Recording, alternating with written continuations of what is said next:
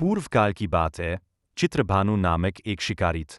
वह शिकार करके अपने परिवार का पालन पोषण करता था। उस शिकारी पर साहूकार का काफी कर्ज था, लेकिन वह उसका कर्ज समय पर नहीं चुका पाया। फिर साहूकार ने शिकारी को शिव मठ में बंदी बना लिया।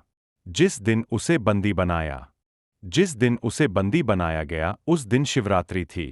चतुर्दशी के दिन उसने शिवरात्रि व्रत की कथा सुनी और शाम होते ही साहूकार ने उसे अपने पास बुलाया और ऋण चुकाने के बारे में कहा। उसके बाद वह फिर शिकार की खोज में निकला। बंदी गृह में रहने के कारण वह बहुत भूखा था। शिकार की तलाश में वह बहुत दूर निकल आया। अंधेरा होने पर उसने जंगल में ही रात बिताने का फैसला किया और एक पेड़ पर चढ़ गया। उस पेड़ के नीचे शिवलिंग था जो बेलपत्र के पत्तों से ढका हुआ था। शिकारी को उसके बारे में जानकारी नहीं थी। पेड़ पर चढ़ते समय उसने जो टहनियां तोड़ी वह शिवलिंग पर गिरती रहीं। इस तरह से भूखे प्यासे रहकर शिकारी का शिवरात्रि का व्रत हो गया और शिवलिंग पर बेलपत्र भी चढ़ गए। रात के समय एक हिरनी पानी पीने तालाब पर आई। शिकारी जैसे ही उसका शिकार करने जा रहा था भी हिरनी बोली, मैं गर्भवती हूं, शीघ्र ही प्रसव करूंगी। तुम एक साथ दो जीवों की हत्या करोगे। मैं बच्चे को जन्म देकर तुरंत तुम्हारे सामने आ जाऊंगी, तब मुझे मार लेना। शिकारी ने हिरनी को जाने दिया। इस दौरान अनजाने में कुछ बेलपत्र शिवलिंग पर गिर गए। इस तरह उसने अनजाने में प्रथम प्रहर की पूजा भी संपन्न कर ली।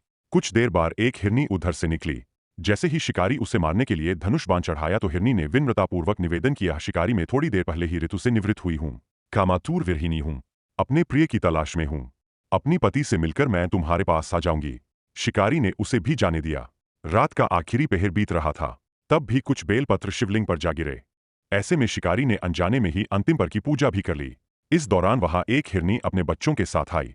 उसने भी शिकारी से निवेदन किया और शिकारी ने उसे जाने दिया। इसके बाद शिकारी के सामने एक हिरन आया। शिकारी ने सोचा अब तो मैं इसे यहाँ नहीं जाने दूंगी, इसका शिकार करूंगी। तब हिरन ने उससे निवेदन किया कि मुझे कुछ समय के लिए जीवन दान दे दो। शिकारी ने पूरा रात की घटना उस हिरन को सुना दी। तब हिरन ने कहा कि जिस तरह से तीनों पत्नियां प्रतिज्ञाबद्ध होकर गई है, मेरी मृत्यु से अपने धर्म का पालन नहीं कर पाएंगी। जैसे तुमने उन्हें विश्वापात्र मानकर छोड़ा है, मुझे भी जाने दो। मैं उन सबके साथ तुम्हारे सामने शीघ्र ही उपस्थित होता हूं। शिकारी ने उसे भी जाने दिया। इस तरह सुबह हो गई। उपवास, रात्रि जागरण और शिवलिंग पर बेलपत्र चढ़ाने से अनजान में ही शिवरात्रि की पूजा पूर्ण हो गई। लेकिन अनजाने में हुई पूजा का परिणाम उसे तत्काल मिला।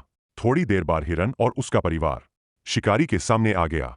उन सभी को देखकर शिकारी को बहुत गिलानी हुई और उसने पूरे परिवार को जीवन दान दे दिया।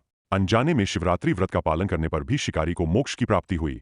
जब मृत्यु काल में यमदूत जीव को ले जाने आए तो शिवगणों ने उन्हें वापस भेज दिया और उसे शिवलोक ले गए। शिवजी की कृपा से चित्रभानु अपने पिछले जन्म को याद रख पाए, शिवरात्रि के महत्व को जानकर उसका अगले जन्म में भी पालन कर पाए।